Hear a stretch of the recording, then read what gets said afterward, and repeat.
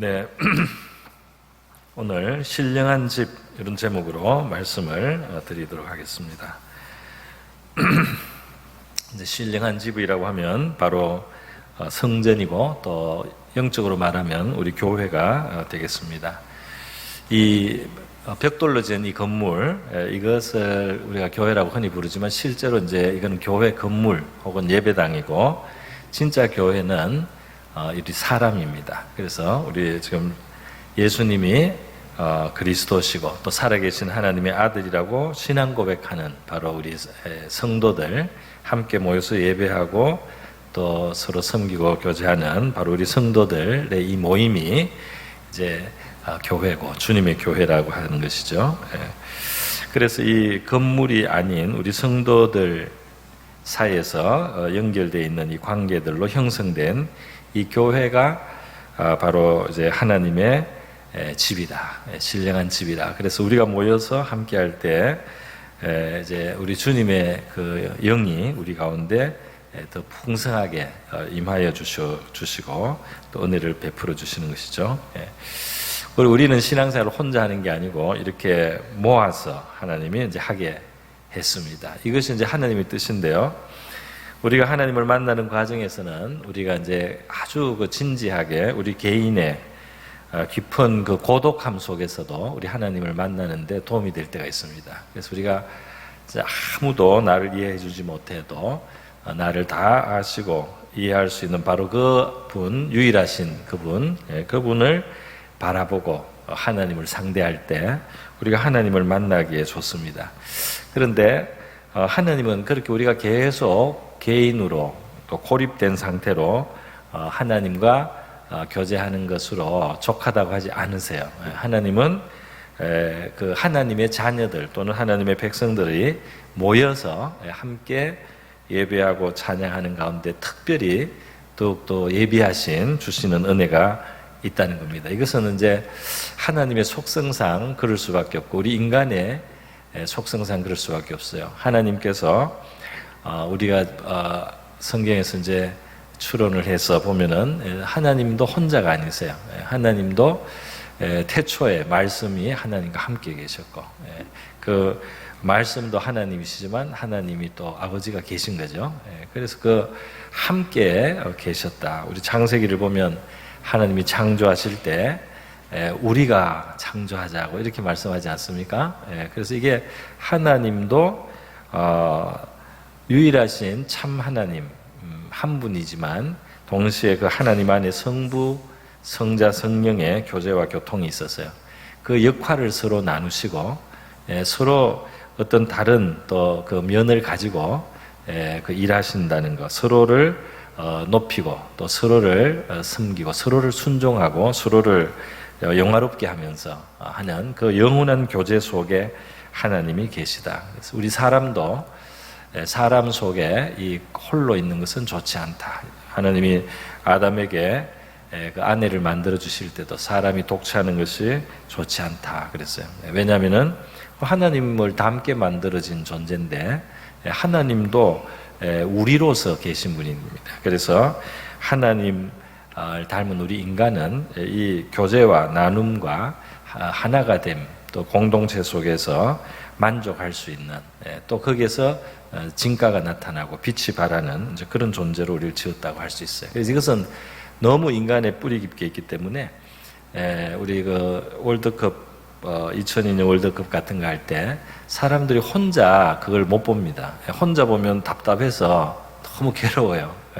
왜냐하면 너무 흥미롭고 너무 익사이팅, 흥미진진한 이런 상황에서 이거를 혼자 대한다는 게 너무 이게 불만스러워요. 이거는 같이 모여서 같이 소리를 지르고 같이 함성을 지르고 같이 응원을 하고 이렇게 할 때야 이게 직성이 풀리는 겁니다. 왜 그렇습니까? 우리가 바로 이런 공동체적인 또는 뭐 사회적인 관계 속에 온전해지는 존재로 원래 지었기 때문에 우리의 그 개인에게는 한계가 있다는 것입니다. 이 사랑의 관계라는 것도 바로 이 대상이기 때문에 사랑이 있는 거 아니겠습니까? 그래서 이 교회라고 하는 공동체를 통해서 하나님은 이 섬김, 또 사랑, 나눔, 봉사 이런 것도 서로를 보충해주는, 마치 삼위일체 하나님도 그 속에 교제하시고, 어떨 때는 성부가 앞장서시고 다른 성자 성령은 따라가는 입장, 또 어떨 때는 성자가 모든 중심에 서서 역할을 하시고 성부와 성령이 그 옆에 서서 함께 해주시고, 어떨 때는 성령이 주도하시고 거기에 성부와 성자가 함께 해주시는 이런 모양으로 이 삼위일체 하나님 속에도 굉장히 놀라운 그 역할의 나눔이 있어요. 그리고 또 서로의 교제가 있고 협력함이 있다 이 말입니다. 그렇기 때문에 우리 이 인간 사회도 그렇게 되면서 발전하는 것이고, 그리고 교회도 그렇게 되어 있도록 되어 있는 것입니다. 그래서 이게 우리가 혼자 모든 것을 잘하는 이런 사람은 필요 없습니다. 그런 사람은 나는 모든 면에서 다른 사람보다 낫다, 이런 사람은 신앙이 굉장히 곤란한 사람이에요. 왜냐하면 하나님이 그런 식으로 우리를 안 두는데 억지로 그렇게 우기면 안 되거든요. 어떤 면에서 나에게 주신 은사도 있고 재능도 있지만 저 다른 사람들의 어떤 재능과 은사가 있음으로써 내가 그 도움을 받고 거기에서 내가 체험을 받고 그래서 내가 온전해진다라고 그렇게 볼 수 있어야 됩니다. 또 내가 하는 역할을 남들이 못한다고 그게 남이 나보다 못한 게 아니고 이것은 내가 책임을 가지고 하나님 앞에 받은 것이기 때문에 내가 감당해야 되는 것이고, 또 다른 사람을 위해서 사용하라고 나에게 주신 것이다 이렇게 생각을 해야지, 나는 이거를 가지고 있는데 저 사람은 저걸 못 가지고 있다, 나는 이런데 저 사람은 못한다 이렇게 해가지고 다른 사람을 판단하거나 낮추라고 있는 그런 게 아니다 이 말입니다. 그래서 좋은 교회는 서로 부족함을 알고 함께 하지만 그 속에서 서로를 귀중한 줄 알고 존중해주고 그 은사와 장점과 재능을 살려서 서로를 봉사하는 바로 이런 모습이 참 교회의 모습이고, 거기에 하나님은 크게 역사해 주시는 것이죠. 우리 예수님께서 우리에게 가르쳐 주신 주기도문도 보면 바로 우리의 기도로 되어 있지 않습니까? 하늘에 계신 우리 아버지, 물론 때로는 우리가 나의 하나님, 나의 주, 나의 하나님 이렇게 부르지만 예수님이 가르치신 제일 그 기준이 되는 그 기도가 우리 아버지를 부르고, 그리고 우리가 우리에게 죄 지은 자를 사해 준 거죠. 우리의 죄를 사해 주시고 우리를 시험에 들지만 우리에게 일용할 양식을 주옵시고, 그리고 우리를 함께 하는 그 정신 속에 기도하는 것을 예수님이 가르쳐 주셨어요. 그만큼 이 신앙생활은 바로 교회 그리고 공동체, 믿음의 교제 속에 되는 것이고, 독불장군은 없다. 그건 잘못 착각하는 것이다 하는 것입니다. 교회는 바로 하나님의 뜻인 것입니다. 오늘 저는 간단하게 말씀을 좀 드리겠습니다. 오늘 이 신령한 집에 대해서 말씀하면서 어떻게 우리가 신령한 집, 하나님의 이 거룩한 집처럼 되느냐, 교회가 되느냐 했을 때요. 먼저 4절에 보니까 사람에게는 버림받았으나 하나님께는 택하심을 입은 보배로운 산돌이신 예수께 나와, 그렇게 되죠. 예수께 나와. 그러니까 무엇보다도 우리는 예수께 나와야 된다. 교회에서 사람을 너무 이렇게 주목하거나 사람에게 너무 기대를 하거나 이 사람을 무슨 내 신앙의 어떤 기초인 것처럼 이렇게 생각하면 안 되죠. 바로 예수께 나와야 되는 거죠. 뭐 천사가 나를 도와줘도 그 천사를 들여다보면 안 됩니다. 나를 어떤 사람이 참 이렇게 도와줘서 내가 도움을 받아도 그 사람에게 이 구원의 희망을 두면 안 돼요. 그거는 다 주님의 도구일 뿐이에요. 바울이 훌륭하고 베드로가 훌륭하고 또 아볼로가 정말 또 훌륭한 면이 있어서 그 교회를 다 유익하게 했어도 바울에게 주목을 하거나 그리고 또는 베드로에게 주목을 하거나 또는 아볼로의 어떤 위대함을 가지고 사람들을 평가하고 이러면 안 된다 이 말입니다. 그들은 다 우리 주님의 도구일 뿐이에요. 그들은 다 우리 주님께 쓰임을 받는 그릇일 뿐이에요. 그렇기 때문에 어떤 사람, 심지어 천사가 나를 자주 도와줘도 나의 이 관심과 초점은 오직 예수께 있어야 하는 줄 믿습니다. 머리 대신 예수께. 그걸 알아야 됩니다. 사람을 자꾸 이렇게 교회에서 떠받들고 그러면 안 됩니다. 또 심지어 뭐 목회자라고 할지라도 너무 막 이렇게 하면은 안 돼요. 그 영광을, 하나님께 돌아갈 영광을 그렇게 돌리면 그 반드시 문제가 생깁니다. 그렇게 해서는 안 된다. 아무리 훌륭해도, 천사라고 할지라도. 그래서 예수께 나와야지 교회가 된다. 각 사람이 예수님을 주목하는 교회, 우리가 그런 교회가 될 수 있기를 바랍니다. 뭐 사람에게 너무 실망했다고 막 그럴 것도 없잖아요. 예수님을 바라보면. 뭐 사람이 좀 섭섭하게 했다고 내가 교회 그만두고 이게 말이 됩니까? 뭘 보고 신앙생활 한 거예요? 예수님을 바라본 게 아니었습니까?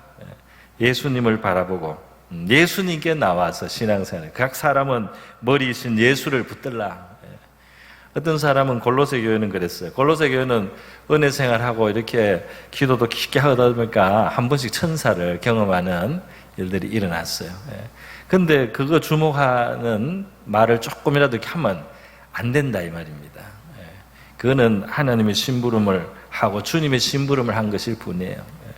그렇기 때문에 무슨 신령한 경험을 하고 무슨 신비로운 체험을 해도 거기에 주목을 하면 안 되고, 우리 주님 앞에 우리의 시선을 두고 주님께 우리의 초점을 두고 예수님께 우리의 초점을 둔 주님과 우리의 관계를 우리가 깊이 생각할 줄 아는 그런 건강한 우리 신앙이 될 수 있기를 바랍니다. 그러면 신령한 집으로 세워진다 말이죠. 그래서 예수께 나와서 너희도 산돌같이 신령한 집으로 세워진다 그랬습니다. 여기 보면 우리가 어떤 느낌을 갖느냐 하면 이런 느낌을 갖죠. 바로 이제 우리가 예수께 연결이 되면서 또 우리끼리도 서로 이제 연결이 되면서 이 집이 지어지듯이 집에 골격도 있고 그리고 벽도 있고 문도 있고 문틀도 있고 이렇게 집이 여러 가지 그 다양한 요소들을 가지고 집이 지어지지 않습니까? 그런 것처럼 이제 하나님의 집도 그렇게 지어진다. 그러니까 우리 각 사람은 예수께 나와서 우리 각자의 어떤 모양대로, 생김대로, 우리 각자의 어떤 재능이나 은사나 형편과 여건대로 우리를 어떤 자리에 주님은 두실 것입니다. 그래서 우리가 이렇게 서로 다양하면서 다른 모습을 가지면서 다른 면면을 가지면서 다양한 사람들이 어울려서 주님의 교회를 이루는 것이죠. 보면은 구약 성경에도 그 하나님의 집 성막으로 천막으로 할 때나 또 건물로 할 때나 성전으로 할 때나 그 설계도를 비교적 자세하게 수치까지 해가지고 재료, 크기, 모양 아주 설명을 잘했어요. 그래서 우리가 읽으면 오늘날 관점에서 읽으면 좀 지루한데 여러분이 만약 그런 본문을 보시면은 인터넷으로 좀 조회를 해가지고 그 영상으로 화면으로 한번 보세요. 그러면 훨씬 좋습니다. 그 글로 다 옮기려고 하니까 어렵습니다. 근데 이제 그림으로 보면 그 그림의 그 모양과 제도에 다 뜻이 있는 거예요. 그래서 서로 다양한 요소들이 결합하고 조화를 이루어서 정말 하나님이 임하시는 그 집이 이루어진다. 교회의 모습을 그렇게 하나님이 미리 의미적으로 영적으로 보여주셨다 이렇게 말할 수가 있어요. 그렇기 때문에 각 사람이 다른 것에 대해서 우리가 받아줘야 되고 주님께서 이 집을 이루어 가시면서 우리를 그 위치에 두실 것이다 이렇게 생각을 해야 된다는 거죠. 오늘 우리 바로 여기 건물에도 기둥이 있습니다. 둥근 기둥들이 이렇게 있어서 이제 받쳐주고요. 그리고 여기 강단도 있고 그리고 저기 창도 있어서 빛이 들어오고 여러 가지 기능들이 이게 서로 모였지 않습니까? 그래서 이게 이 건물의 역할을 하고 우리가 이렇게 은혜로운 예배를 드릴 수 있는 건물이. 그러니까 우리 각 사람도 교회에서 마찬가지고 주님은 우리에게 주신 바대로 우리를 위치를 주실 것이다. 이렇게 우리는 생각할 수 있어야 되겠습니다. 위치를 잡을 때 한 가지 우리가 신경 써야 되는 것이 있습니다. 누가복음 14장에 보면 이제 그 잔치집에 예수님이 비유를 했는데요. 거기 보면은 그 당시에 이제 이 사람들이 잔치집에 왔는데 사람들이 상자를 택하는 모습을 예수님이 보셨어요. 그래서 이제 비유를 들었습니다. 혼인잔치에 청함을 받았을 때 이제는 상자에 앉지 마라. 그래요. 왜냐하면 너가 상자에 앉으면 나중에 내려갈 일이 생기겠다. 왜냐하면 거기에 앉을 다른 사람이 정말 주인이 볼 때 저 자리에 앉아야 될 다른 사람이 오면 니한테 좀 내려오라고 하고 이 사람을 올리지 않겠느냐 말이죠. 그러면 부끄럽지 않느냐. 그러니까 이 초대를 받았을 때는 말석에 10절에 가면 청함을 받았을 때 차라리 가서 말석에 앉으라. 그러면 너를 청한 자가 와서 이제 필요하면은 그런 일이 일어난다는 겁니다. 올라앉으라. 벗이 올라앉으라. 왜냐하면은 이 주인이 볼 때는 요 사람이 이렇게 앉아야 된다. 상석에. 그러면은 주인이 앉으라고 한단 말이에요. 그러면 사람들 앞에서 영광이 있을 것이다. 그래서 스스로 너무 자기를 이렇게 내세우거나 이렇게 하다 보면 내려가는 일이 있을 수가 있고, 물론 뭐 그게 맞을 수도 있겠죠. 또 어떤 사람은 그냥 말석에 있는데 계속 말석에 있을 수도 있습니다. 그런데 이제 초점은 뭐냐면, 요점은 뭐냐면은 우리가 이 주인이 알아서 우리 자리를 줄 것이기 때문에 너무 이렇게 높은 데 마음을 둘 필요가 없다는 거예요. 그게 위태롭다는 거예요. 그래서 오히려 낮은 데 마음을 두면 안전하고 편안하고, 그리고 또 영광도 있을 수 있다. 이렇게 예수님이 말씀을 해주셨습니다. 그래서 교회에서도 우리 은사와 재능이 있고 하나님 우리를 쓰시려고 하면 우리를 주님이 위치를 주신단 말이죠. 주님이 알아서 위치를 주실 것을 믿고, 우리는 어떤 선거를 통해서도 이런 일을 하지만 또 다르게 임명될 때도 있고 지명될 때도 여러 가지가 있지 않습니까? 할 때 우리가 너무 거기에 이제 인간적으로 생각하지 말자 이 말입니다. 인간적으로 생각하지 말고 주님께서 알아서 필요한 곳으로 우리를 각각 세우실 것이니까 그 손에 의지하고 맡기는 마음으로 그렇게 우리가 설 수 있기를 바랍니다. 그러니까 너무 신경을 쓰지 말.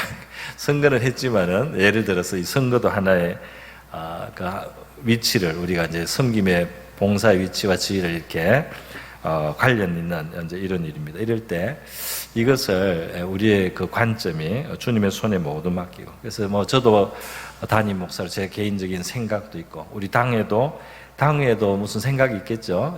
그리고 우리 각 사람이 여러 가지 생각이 있지만 결국 우리가 주님의 손에 다 놓지 않습니까? 이 모든 것을 마지막에 주님의 손에 올려드리는 거예요. 우리가 정당하게 공정하게 할 수 있는 것은 하지만 그 나머지는 모두 주님의 손에 맡겨드리는 겁니다. 왜냐하면 주님의 손에서 최선이 나오기 때문에, 주님이 최고의 건축자이기 때문에 결국 모든 것은 주님의 손에 정말 진심으로 맡겨드리고 올려드리면서 우리가 이 교회 생활을 해야 한다는 것입니다. 우리가 그렇게 하고 있는 줄 믿습니다. 실제로 이제 오늘 바로 이 본문에 보면 바로 이제 예수님의 경우가 나왔어요. 희한한 경우인데, 이 교회의 모퉁이돌 또는 머리돌이라고 하실 수 있는 예수님을 보면 희한한 일이 일어났습니다. 뭐냐면 예수님에 대해서 시편 118편에 22절에 예언된 것이 이루어졌는데, 그게 뭐냐면 건축자의 버린 돌이 모퉁이돌이 됐다는 이 시편의 그 표현이 있는데, 이것이 이제 예수님께 이루어졌다는 거예요. 그게 무슨 말이냐면 예루살렘 성전의 제사장들이나 이런 사람들이 이 잘못했어요. 이 예수님 하나님의 아들을 받아들이자. 그 성전에 진짜 주인이 왔는데 안 받아들여. 오히려 죽여버렸습니다. 제거해버렸습니다. 그래서 예수님이 버려진 것 같았다 이 말이죠. 그런데 예수님이 버려졌습니까? 건축자들 마땅히 그 하나님의 집을 지어야 될 사람들이 이때 하나님의 뜻하고는 완전히 다른 방향에서 다른 동기로 그 예수님을 해쳐버렸어요. 그런데 그 예수님이 죽고 부활하셔가지고 진짜 교회가 이제 생겨난 겁니다. 그리고 진짜 이 구약의 모든 것들을 이어가고 더 나은 그러한 하나님의 그 나라의 참 교회가 세워지는데, 바로 그 버려졌던 예수님이 교회 참 교회의 모퉁이돌과 머리가 되셨다 말이죠. 그렇기 때문에 만약에 우리의 어떤 교회나 어떤 환경이 잘못되거나 문제가 있어서 정말 알아줘야 될 걸 못 알아주고, 정말 세워줘야 될 걸 세워주지 못하고 이렇게 되는 최악의 경우가 있다고 할지라도 하나님은 자기의 건축을 이루어 가실 것입니다. 그 각 사람의 쓰임을 따라서, 그 각 사람의 재능과 능력을 따라 그 사람을 세우시고 그 사람을 통해서 역사하시고 일하실 줄로 믿습니다. 그렇기 때문에 이 신앙생활을 하고 또 하나님 섬기다 보면 어떨 때는 사실 부당한 일을 우리가 경험할 수 있어요. 그게 이제 세상에서 우리가 받는 핍박도 있지만 또 교회 안에서도 인간적 요소가 있을 때, 그 인간적 요소는 결국 세상입니다. 그 인간적 요소 세상 속에서 우리가 참 신앙으로 살 때 그 상함을 받을 수가 있어요. 그런 일이 일어날 수 있다 이 말이에요. 그러나 그럴 때 우리가 알아야 되는 것은 뭐냐면 그렇게 혹시라도 그렇게 해서 상처를 받거나 버림을 받거나 건축자가 이 모퉁이 돌로 해야 되는데 모퉁이 돌로 안 하고 내버렸다 할지라도 하나님이 그 모퉁이 돌은 모퉁이 돌로 나중에 쓰신다 이 말입니다. 모퉁이 돌의 역할을 하게 하시고 자기의 일을 다 하게 하셔서 하나님의 집은 반드시 하나님의 뜻 따라서 세워진다. 할렐루야. 그렇게 우리가 이해하는 것이 좋으리라 믿습니다. 여러분, 그래서요, 바로 이렇게 우리 주님이 건축자가 되시는 주님 하나님께서 우리를 사용해 주신다는 사실을 우리가 기억하고 어떤 상황에서도 우리는 실망할 필요 없이 우리의 주신 대로 하나님 우리를 쓰실 것이다 이렇게 믿고 우리가 섬기면 되겠습니다. 마지막으로 오늘 이 신령한 집으로 세워져서 어떻게 하느냐, 뭐 건물로 남아 있을 거냐? 아니요, 이것은 살아있는 집이에요. 그래서 구약 시대는 성전도 있고 제사장도 있지만 하나님의 마음속에 있는 완성은 뭐냐면 살아있는 하나님의 집이자 동시에 제사장인 사람인 것입니다. 그래서 하나님은 실제로 건물 자체에 관심이 있는 게 아니고 우리 사람에게 관심이 있어요. 또는 이 사람의 모임 우리 교회에 관심이 있다 이 말입니다. 그래서 이것은 신령한 집일 뿐 아니라 거룩한 제사장이라 오늘 본문 5절에 그렇게 돼 있죠. 거룩한 제사장이 될지니라 그랬어요. 그래서 이 거룩한 제사장은 우리가 이 성전에서 뭐 기둥의 역할을 하든 무슨 창문의 역할을 하든 무슨 강대상의 역할을 하든 이 전체가 제사장이에요. 그래서 이 비유로 하자면 우리 성도가 어떤 위치 어떤 자리에 있든지 우리가 영적인 제사장적 그 자세와 태도와 또 그 권위와 은총을 가지고 있다 이렇게 말할 수 있겠습니다. 하나님은 이것을 항상 내다보셨어요. 출애굽기 19장에 보면 이스라엘 백성들을 하나님이 애굽에서 건져내서 아직 뭐 오합지졸일 때부터 하나님의 이 비전은 하나님의 이 기대와 소망은 온 세계가 다 내 거지만은 나에게 속했지만은 뭐라고 했습니까? 너희는 내게 대해서 제사장 나라가 된다. 할렐루야. 이 제사장 나라 얼마나 영광스러운 지혜요. 제사장 나라 거룩한 백성이 되리라. 그러니까 하나님께 순종하고 하나님하고 이렇게 관계를 바르게 잘 가졌을 때 너희들이 이 제사장의 영광을 가진 나라다 이렇게 말씀을 하시는 것입니다. 여러분, 제사장은 민수기 6장에 보면은 아론과 그 후손에게 백성들을 축복하는 그 직무를 가졌다고 했어요. 뭐 제사만 드리는 게 아니고 백성을 축복해 주는 거죠. 그래서 민수기 6장 22절부터 보면 모세에게 이제 말씀하시는데 아론과 그의 아들들 제사장들이거든요. 이러기를 이스라엘 자손을 위해서 이렇게 축복하여 이르라 그랬어요. 그러니까 우리 성도의 기본은 이 축복하는 거라고 하겠습니다. 그래서 우리의 정신이 말이죠. 축복하는 정신이 있어야 돼요. 이 축복은 하나님이 원래 하신 겁니다. 이 피조물을 만들고 사람을 만들고 이 축복했었잖아요. 복을 주셨잖아요. 그래서 우리도 사실은 이 복을 빌어줄 수 있는 이런 심정으로 우리가 살아야 된다 이 말이죠. 여러분 보세요. 아무것도 할 수 없는 사람이라고 하더라도 이 사람의 마음속에 다른 사람을 축복할 수 있는 마음이 있다면 하나님 앞에 이 사람은 굉장히 귀한 제사장이에요.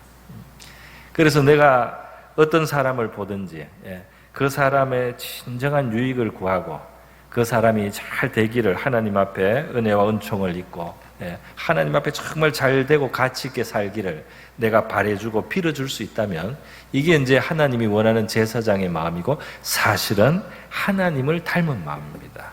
할렐루야. 하나님을 닮은 마음이에요. 그래서 이 제사장이 이스라엘의 한 일부였지만 사실 하나님의 최종적인 그 기대는 바람은 뭐냐면 하나님 백성 전체가 제사장이 되는 거예요. 축복하는 자가 된다 이 말입니다. 우리 성경에 보면은 축복하고 저주하지 말라, 너를 모욕하는 자를 위해서 기도하라, 박해하는 자를 위해서 축복하라 이런 말씀 있지 않습니까? 굉장히 중요한 말씀입니다. 무슨 말이냐면 우리가 말이죠. 우리가 못마땅한 사람이 있어도 한번 하나님 앞에 그를 축복하는 마음으로 그를 위해서 내가 무엇을 기도해 줄 수 있는지를 생각해 봐야 됩니다. 그러니까 나는 미우니까 그냥 미워하고 말면 안 되는 거죠. 내가 미워하니까 맨날 뒤에서 흠이나 잡고 뒤에서 비방만 하고 그냥 욕만 하고 이래서는 안 된다 이 말이죠. 그거는 우리의 그냥 인간적 그 죄인의 모습에 머물러 있는 거예요. 근데 하나님이 우리에게 원하시는 것은 뭐냐면 내가 좀 못마땅하거나 내 마음속에 거스리거나 이런 사람도 또는 심지어 나를 괴롭게 하는 사람도 위에서 축복할 수 있는 그런 마음으로 한번 무엇을 기도해야 할 수 있는지 한번 이렇게 우리가 씨름을 하고 고민을 한번 해볼 필요가 있습니다. 그럴 때 사실 우리가 변화될 수 있어요.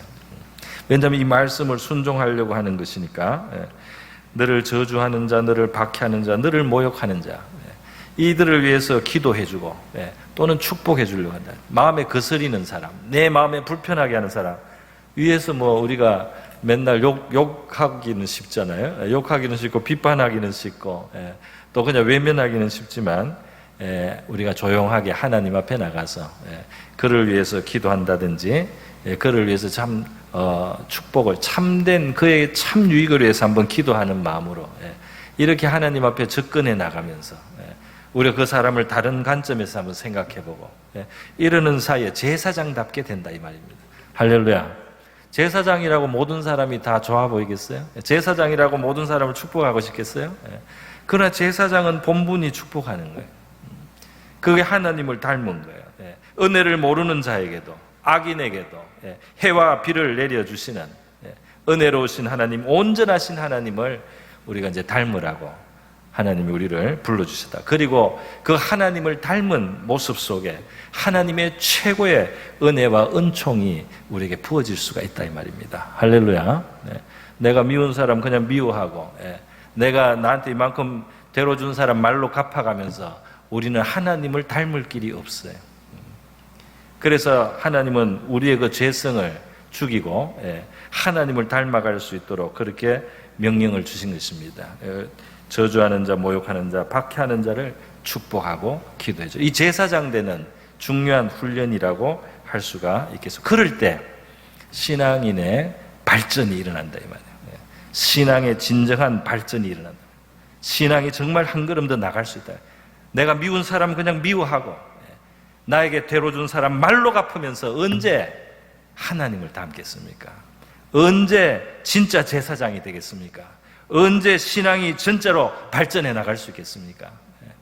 그래서 말이죠. 우리가 사실은 이 주변에 있는 모든 것이 우리의 기도와 축복의 대상이 될 수 있어요. 내가 아는 한 사람 한 사람을 다 축복해 줄 수가 있습니다. 그 사람이 잘못됐으면 그 잘못이 고쳐지고 그 사람도 하나님 앞에 더 은혜를 받고 축복을 받는 사람이 될 수 있도록 해줄 수 있잖아요. 그래서 여러분 이 제사장이 되라는 말씀으로 오늘 이 말씀이 이제 결론을 삼습니다. 여기 보면 제사장이 되기에 부족한 게 뭐예요? 축복해야 되는데 축복할 수 없는 게 뭡니까? 1절에 나왔잖아요. 악독, 기만, 외식, 시기, 모든 비방하는 말. 이건 제사장하고 상극입니다. 그러니까 이런 마음을 가지고 어떻게 제사장 역할을 하겠어요? 그죠? 그러니까 악독, 기만, 외식, 시기, 비방. 나한테 이런 게 있구나. 제사장답지 못하다 말이죠. 그래서 이런 것은 깨달아서 버리고 그리고 제사장다운 그 심령이 되는 건 뭡니까? 갓난아이들 같이 순전하고 신령한 젖을 사모하라. 하나님의 말씀에 감화를 받으라 이 말이에요. 하나님의 말씀이 영향이 되어가지고 내 생각이 되고 내 마음이 되고 내 뜻이 되도록 그걸 받아들이라 이 말이에요. 젖을 사모하라. 그럴 때 우리가 성장을 하고 장성하면서 제사장 역할을 제대로 할 수가 있게 된다는 겁니다. 여러분, 저와 여러분은 항상 그 부족함을 느낄 때가 있죠. 나는 좀 더 신앙생활 잘하고 싶은데 내가 생각하고 기대하는 만큼 못 미친단 말이에요. 그거 자꾸 미달되는 우리 자신을 발견합니다. 제사장에게 이거는 어떤 의미가 있을까요? 이것이 제사장에게 의미가 있어요. 그 우리의 결핍과 문제는 그냥 결핍과 문제로 끝나는 게 아니에요. 뭡니까? 히브리서 5장입니다. 여기에 제사장이 하나님께 속해서 예물과 속지 않은 제사를 드리게 하나니 2절입니다. 같이 읽습니다. 시작. 그가 무식하고 미혹된 자를 능히 용납할 수 있는 것은 자기도 연약에 휩싸여 있습니다. 아멘. 여러분, 제사장에게 연약함이 있어요. 제사장도 연약하다. 완전하기 때문에 제사장을 하는 게 아니에요. 제사장도 연약해 있습니다. 그런데 이 연약함이 말이죠, 필요해요. 왜 필요하냐? 저기 무식하고 미혹하고 상당히 진짜 용납하기 어려운 그런 문제가 있어요. 그런데 말이죠, 제사장이 그 사람을 정죄하는 자로, 그 사람을 더 이상 축복할 수 없는 사람이 되지 않는 한 가지 길이 있습니다. 하나님을 닮든지 완전히, 아니면 자신도 연약이 있다는 것을 기억을 하면서요, 그게 부족한 사람을 용납하게 한다 이 말입니다. 하나님께서. 할렐루야. 그러니까 저와 여러분의 연약함은 다른 연약한 사람을 감싸줄 수 있는 마음을 그래서라도 가지라고 하나님이 남겨두신 것이다, 이렇게 생각해도 된다 이 말이에요. 그래서 우리 물론 우리가 더 온전하고도 사랑이 충만하면 좋지만 우리가 그렇게 잘 안 돼요. 우리가 조금만 내에게서 문제가 없다고 생각하면은 얼마나 참 비판자가 되는지, 그 재판관이 돼가지고 얼마나 많은 사람들을 밑으로 내려다보기 쉬운지 몰라요. 근데 하나님은 주의로 오셔서 우리가 부족함을 스스로 느낄 수 있도록 해주실 때가 많습니다. 그래서 우리가 그것을 깨달으면서요, 연약한 사람들, 베드로가 바로 그렇잖아요. 베드로가 그렇습니다. 자기도 결국 믿음에 한번 자기가 예수님을 그렇게 부인할 줄 몰랐는데 부인을 하니까 다른 연약한 형제들을 붙들어 줄 수 있게 됐다 말이죠. 그 사람은 그런 과정을 통해서 하나님이 쓰시게 된다 이 말입니다. 오늘 여러분, 우리 신령한 집으로 세워가는 면모에 대해서 제가 몇 가지 말씀을 드렸습니다. 우리는 교회로, 공동체로 부족한 가운데서 서로를 섬기고 사랑하고 또 서로의 도움을 필요로 하고 서로의 가치를 인정하면서 은혜의 생활을 하도록, 바로 하나님의 이 삼위일체 속에 있는 교제처럼, 그 하나님은 물론 부족해서는 아니지만 우리는 서로 교제하는 공동체로 함께 세워져가는 집으로 부름을 받았다. 하나님은 우리 각 사람을 자기 자리에 두시고 쓰실 것이다.